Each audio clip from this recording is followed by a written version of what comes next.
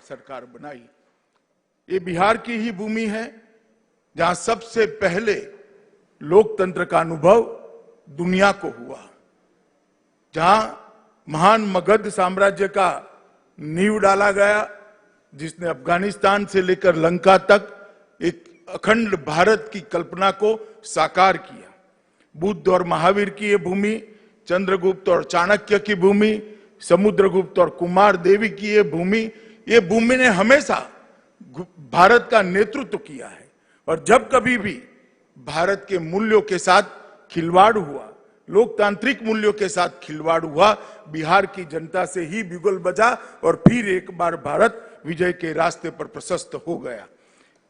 आजादी के लड़ाई में बिहार के नेता बाबू जगजीवन राम जी, राजेंद्र बाबू, जयप्रकाश नारायण, श्री बाबू, इस सब के योगदान को हम कैसे भुला सकते हैं।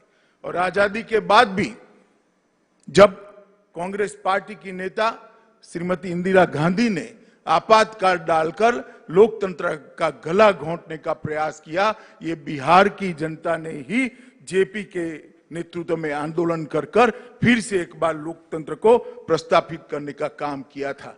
आज मैं जॉर्ज साहब और राम मनोहर लोहिया जी को भी याद करूंगा, क्योंकि ये दोनों की कर्मभूमि भी बिहार रही है।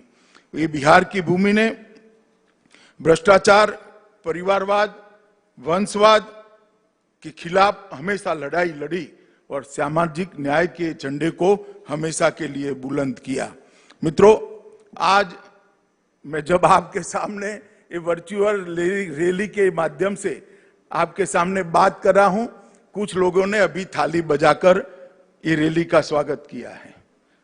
मुझे अच्छा लगा कि देर सवेर मोदी जी की अपील को उन्होंने माना और कोरोना के खिलाफ थाली बजाकर जंग के अंदर वो जुड़ गए। कुछ लोगों ने इसको बिहार की चुनावी सभा कहकर कहा। मैं ये सभी वक्र दृष्टा लोगों को कहना चाहता हूं, इस रैली का चुनाव से कोई स्नान सूतक का संबंध नहीं है। ये भारतीय जनता पार्टी है जो लोकतंत्र में विश्वास रखती है, भारतीय जनता पार्टी है जो जनतंत्र में विश्वास रखती है, जनसंवाद में विश्वास रखती है, जनसंपर्क में विश्वास रखती है। अब जब कोरोना की महामारी के सामने हम सब लड़ रहे हैं, कैसे संपर्क हो सकता है? तो क्या सब अपने घर पे बैठे रहे? हम जनसंपर्क का हमारा संस्कार गंवा दे? हम जनसंपर्क के संस्कार को बचाए रखना चाहते हैं। मैं जगत प्रकाश नड्डा जी, भारतीय जनता पार्टी के राष्ट्रीय अध्यक्ष जी को बहुत बहुत बधाई देता हूं कि 75 वर्चुअल रैली के माध्यम से देश भर की जनता का हर मंडल तक संपर्क करने का उन्होंने जरिया प्रदान किया है। और ये रैली कोई चुनावी रैली नहीं है, ये रैली कोई राजनीतिक दल के गुणगान गाने की रैली नहीं है।